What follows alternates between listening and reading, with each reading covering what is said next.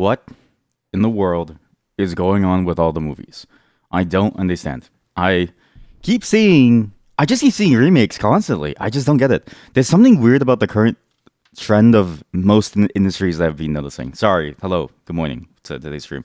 I'm getting annoyed of seeing it because I it used to be that these companies would at least try something, right? People would at least try to make something interesting, very at least somewhat different. Doesn't have to be revolutionary, right? Lion King, Snow White, those animated movies are more of like rehashes of existing traditional stories, but at least they tried something. And then now there's a Lion King remake or like a prequel in the making that's in 3D involving Mufasa, and I don't understand why. Because one, I don't know if 3D really works for that type of setting. Two, I feel like the story was done a long time ago, but it sort of reminds me of the fact that I'm a hypocrite because I enjoy Shrek so much that I'm willing to watch Shrek 5. So, you know, it's the way that it is. I've noticed this a lot within games and movies recently, and I wonder if this has always been a trend. And so I took a look back and I realized, wow, this is actually more of an industry thing that's been happening since forever ago. So, a lot of the movies that we see today are actually almost blueprints of older movies, or even just straight up remakes. Like that one movie with Lady Gaga with his song with Mr. Cooper. Cooper movie. Lady Gaga Cooper movie. No, not the Joker. No, that's Joaquin Phoenix. What's this? What's it called? Wait, what the fuck? Sin City, a Dame to Kill For. She was in Sin City? What? Josh Brolin. Really? Joseph Gordon-Levitt, Rosario Dawson, Lady Gaga, Jessica Alba, Josh Brolin, Mickey Rourke, Evergreen, Bruce Willis. I mean, that makes sense. For Sin City, a Dame to Kill For. Wow. When did this come out? This looks awful. At least Sin City was kind of interesting in the first place. It was very oddly stylized, which is kind of neat, and it was very. I still think a lot of the visuals in that movie worked so well when they tried to recreate a lot of the stylistic choices of the comic book. But yeah, that movie with the Lady Gaga and Anderson Cooper it's not Anderson Cooper, is it? What's his name again? Cooper. A Star Is Born. The Bradley Cooper. Who else? Anderson Cooper. Anderson Cooper. Oh, he's the news guy. Oops, sorry. The movie between Lady Gaga and Bradley Cooper, that's apparently a blueprint of a movie that's been there since forever. It's an older, almost classic American movie. It's one of the apparently great classics which is weird to me because I've never heard of it. So maybe it's not that good, but or I mean, it's probably good. It's just time has changed, right? It's hard to go back and watch the old stuff. But it's fascinating to think that the industry as a whole, for the movie industry, has always had this idea of remakes and rehashes of existing stories. But man, I get tired of it. Just Lion King. Now, there's just a ton of sequels for various shows. And it's funny because I recently saw this. I don't know if you guys have ever seen this. This will probably get my channel DMCA'd, but let's just see if it works. This one. Here we go. This is a very fascinating scene to see from the movie. And I just want to beat the allegations right now. This is not.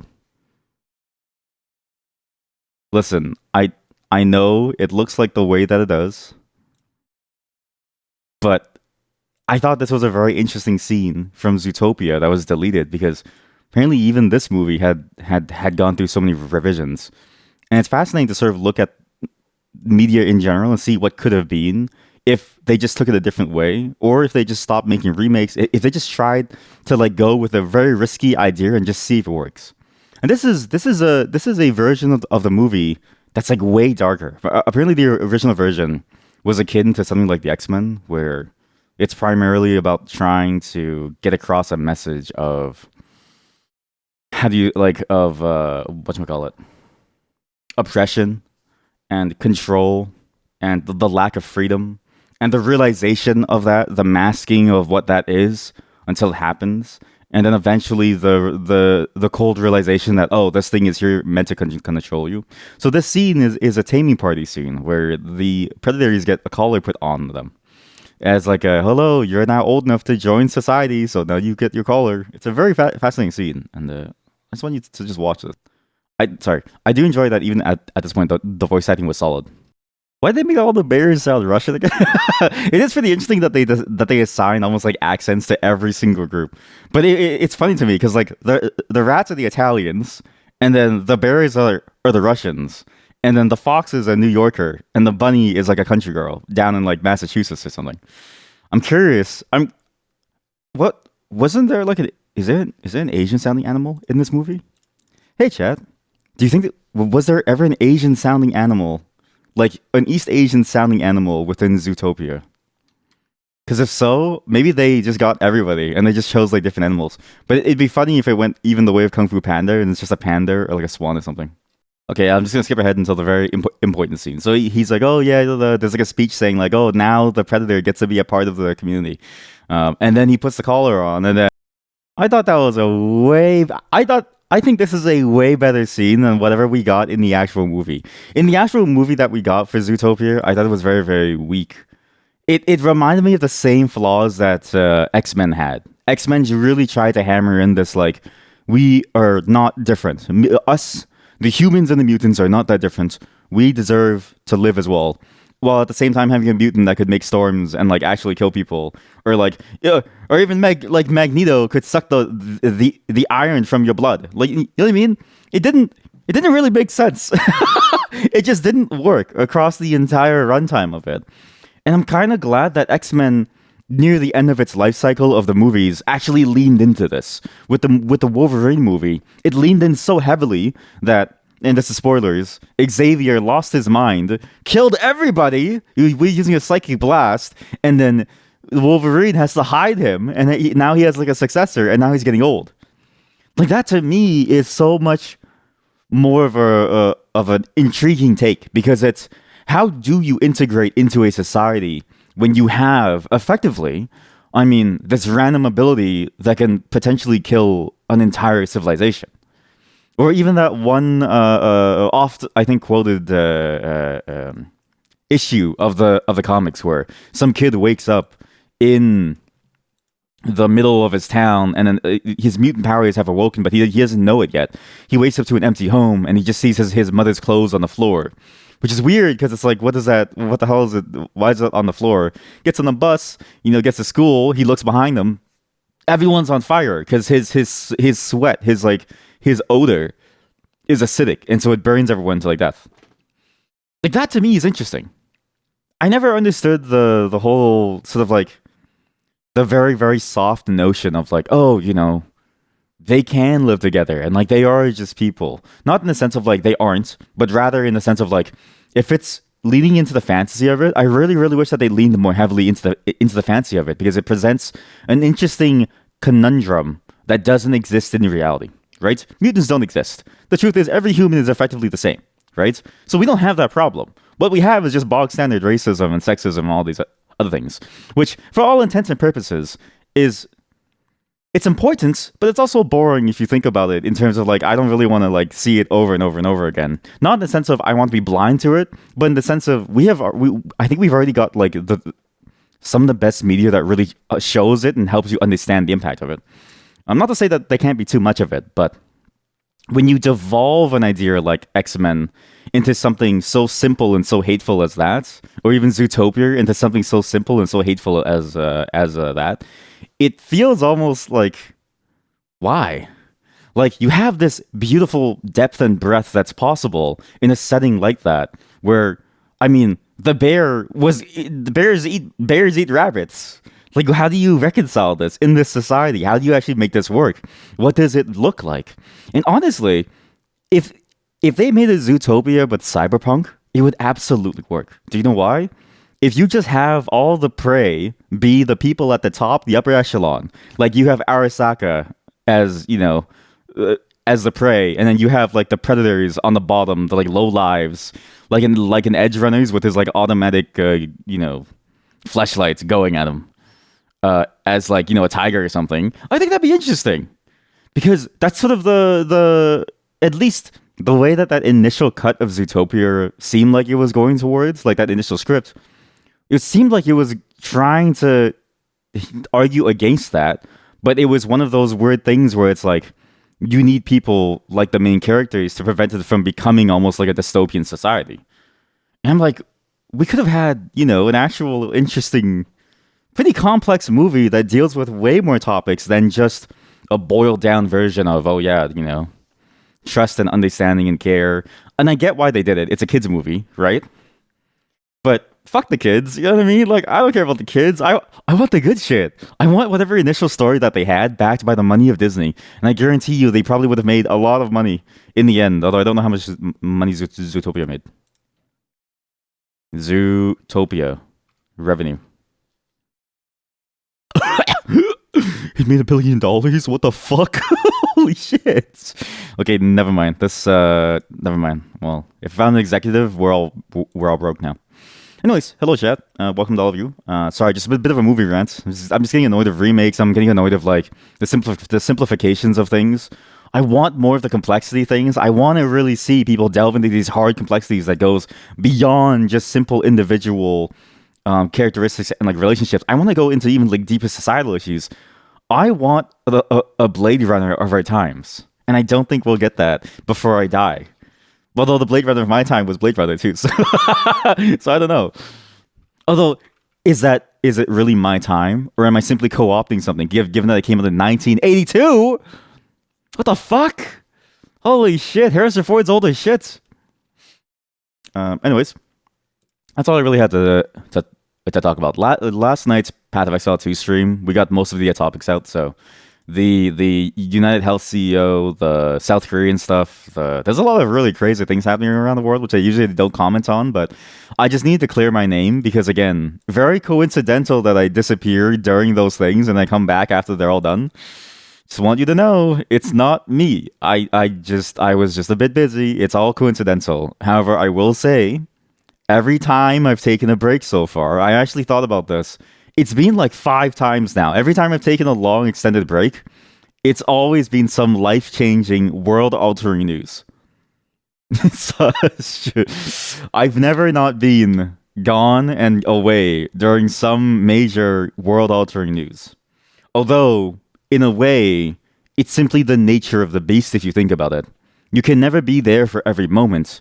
It's why you have to try so hard to ensure that any moment can only be the best moment for all of humanity. Because ultimately, you can never stay 100% vigilant. All you can really do is help others understand the need as to why we should. And hopefully, we never have to be vigilant ever again. Coincidences, such.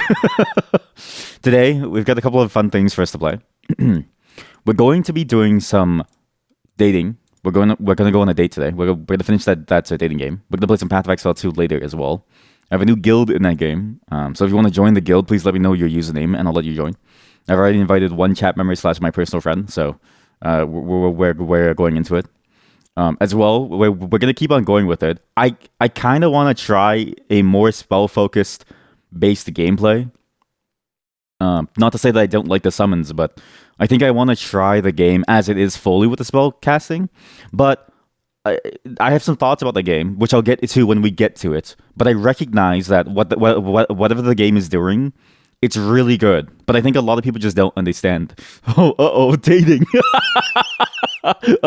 Dating. Oh, man. Oh, man. That's good. That's really good. Sorry, that's really good. Just bought it. You're downloading it right now. Good. Honestly, the servers are stable. But again, understand what you're getting into, right? I'll just say it right now. I think the game is not the same as it was before. I think the game fundamentally is different at a base mechanical level. It's more of a hardcore it's more of a hardcore twin stick shooter, almost Souls-like experience. It is closer to No Rest for the Wicked than it is to Path of Exile 1 or Diablo 2. It is even further away from the Lost Ark and Diablo 4 formula. And more into the hardcore side. Like if I put into here, let's just do you want to do a graph? Yo, you guys want a graph? Hey gang, you guys want to graph? Oh yeah, let's just do some graphing. All right, let's graph this shit out. All right, yeah, let's graph it. Oh yeah.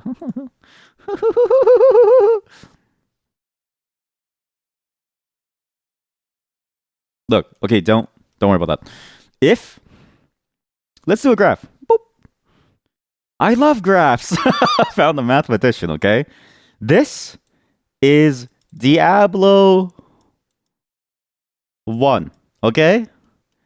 This is D2. This is D3. Actually, no. This is D3. This is D4. And this is Lost Ark. I think these are the best indicators for what you have in terms of the type of gameplay that you can expect. Okay? No Rest for the Wicked is like here. No Rest for the Wicked is over here. Right? And then also, where's Elden Ring? It's like right here.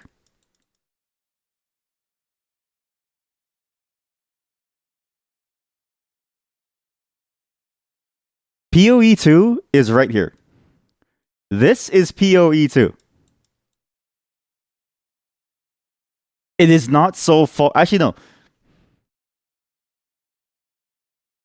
Where's PoE1?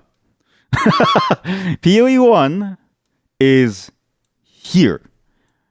It lacks a lot of the gameplay mechanics of D3, but it has way more mechanical, way more complexity. This needs a y-axis. This needs a y-axis. Wait. We need a y-axis. The fuck was that?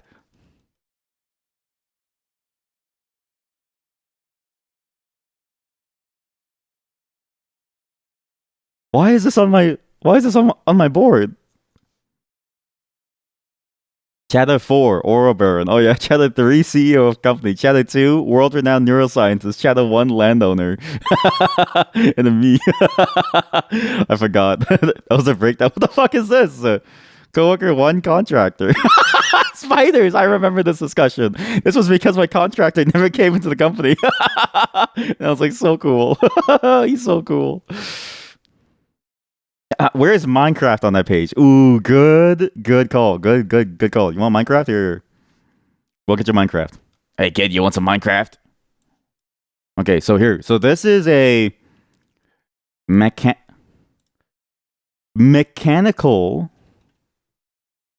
complexity. So I'm talking about mechanics in terms of what you need to do in order to execute moves in the game physically, right? Mechanical complexity is the X. RPG complexity, and this is specifically for the game portion of it. Complexity. So stuff like how you build your character, the interactions between your stats, the play styles that you choose. Okay, Diablo 1 is at the simple core of them both. Okay, so these D2 is kind of like here, and if I'm going to take PoE 1 as sort of the pinnacle of what this is at the moment. Okay, this is like the pinnacle of that. The mechanical complexity so far, what we had was like a Lost Ark, okay? So D2 is like down here. D3 is like here. D4 is actually closer down to here. Lost Ark is actually fairly RPG-wise complex with quite a few numbers, but a lot of them don't really matter. So actually, it's probably like down here as well. In fact, no, it's pretty it's like below here. No Rest for the Wicked. Let's say PoE1 with mechanical complexity. It's like here. It's not as complex as Diablo 2, not as complex as Diablo 3. A lot more mechanically complex than this. Elden Ring, from what I've seen, is maybe here. Well, it's like pretty even with this, but the mechanical complexity I would say is a bit higher. PoE 2 is here. It is the same RPG complexity as PoE 1. It seems like, at least it seems like it's going to be basically the same, but with the mechanical complexity of in between these two. From what I've seen, wait, I haven't played it. No, I've played Elden Ring, but we didn't finish our like playthrough, and I don't remember anything from my first playthrough, which I didn't finish either. And so the problem is that like I have bad memory. So no matter what happens, right? You know what it is? The truth of the if you ask me about any game that we played, okay, I won't even remember. I won't know. So PoE 2 is here, PoE 1 is here. Minecraft is maybe. I'm gonna be honest with you. Minecraft is like here. Well, okay, no. To be a bit more fair, it's like here. Minecraft. You remember the Golden Knight at the beginning? Oh yeah, I killed that guy with no clothing on. What about Stalker? I always argue that first-person shooters are technically more complicated, but actually Stalker is very weird the way it's balanced and the way that the game's mechanics are. For obvious reasons. Like again, if you I think there was a fairly major post, and if you go into the credits of it, it's like pretty obvious of like why it's so complicated to make, but maybe like here, I want to say here. This is Stalker. Stalker 2. It'll get better over time. Did I beat Stalker 2? No. No. We'll get to it. We'll get to it. I'm with Stalker 2 and with Dragon's Dogma 2. So Dragon's Dogma 2, now we can finish it. I was just waiting for them to fix some issues with the performance, right? But the content is basically complete, effectively, until we get the DLC. To Stalker 2, it's not fully complete. The performance is basically fine, but the content isn't really fully done. From what I heard, people told me don't even bother with getting to the late game yet. Not to say that it's a bad game, but, you know, circumstances abound. We don't know why, but it's released probably ahead of time, and so better for us to wait, I think. At least personally. Doesn't mean that I don't like it. I really do love the game. I think it's amazing. I just recognize that it's not the best time to like go at it. But yeah, this is where I feel like PoE 2 is, okay? It's very in between Lost Ark and No Rest for the Wicked. And No Rest for the Wicked is actually even further over here. It's surprisingly a complicated game, No Rest for the Wicked, that feels a lot more like a Souls-like. But you see the similarities of PoE 2 in terms of Souls-like stuff. And even the boss encounters feel a bit more complicated in PoE 2 because in terms of the RPG scaling and the mechanical complexity, the ways that they makes it a much more punishing experience than Lost Ark. At least in my mind, Lost Ark was more about, did you play enough consistently for X amount of days? And then were you able to eventually get enough power built up into you? And if so, then you're good to go, right? And you can basically steamroll anything. It's fairly odd in that way. And the mechanical awareness that you need is more about remembering the phases. Versus like PoE 2, it feels a lot more random the way that things happen, so you need to be much more reactive. That's how I feel like this split up is. And so it's why I put PoE 2 further to the right than Lost Ark. So knowing this, and where you see PoE 2, how it's sort of I would say PoE 2 is actually more in line with Diablo 2. So let's say Diablo 1 is over there, and then Diablo 2 is over here. These two are very mechanically similarly complex in many different ways. The only difference, I think, is actually that D2 is a bit more to the left because PoE 1 does add a lot of like its own mechanics that, though they don't really express themselves well, it still forces you to have to engage with them and think about them at the highest levels of play. So you still get to do more than what you normally would. So that's why PoE 1 is sort of at this like corner post. But you get the RPG complexity of PoE 1, and then you get the mechanical complexity of effectively like a No Rest for the Wicked. I think that's what PoE 2 lies, and a lot of the reviews I'm seeing are mixed from users because of two things. One, people didn't understand that you're buying into early access. You should probably recognize that that's what that's going to mean is that you're going to run into issues. A lot of people posted negative reviews because they couldn't get in day one, but I also understand it because you paid money for it, so you should be able to. But at the same time, it's a beta. It's like you can't really ignore the reality that it's going to be full of issues, right? But two, I also saw another type of review where it was like they felt like the game was completely different from Path of Exile 1. And I was like, of course. I always thought that that was going to be the case to some degree because when they showed the videos, right? They showed a person moving while shooting. And I always thought, yeah, this is exactly what's going to happen. Like they're blasting their like crossbow at some zombie, right? And then the zombie's like, oh, you know what I mean? And then they're moving around at the same time, and I'm like, well, clearly this is going to be a whole different game. But at least to me, this sort of breakdown makes sense. Okay, so just be aware if you get PoE 2, it's more like this and not like this. Okay, it's just not the same game as PoE 1, except for maybe in the RPG complexity. But this is still sort of an unknown. Like this could be lower or higher. I don't really know yet. It really depends on how the builds ladder up. But the way that the builds are going, the way that the game plays into different weapon sets. So you have two different weapon sets. Because I'm going to be honest with you, I've never used the weapon set feature in. I don't even think Path of Exile 1 had a weapon set feature. Because I've never used it. Holy shit.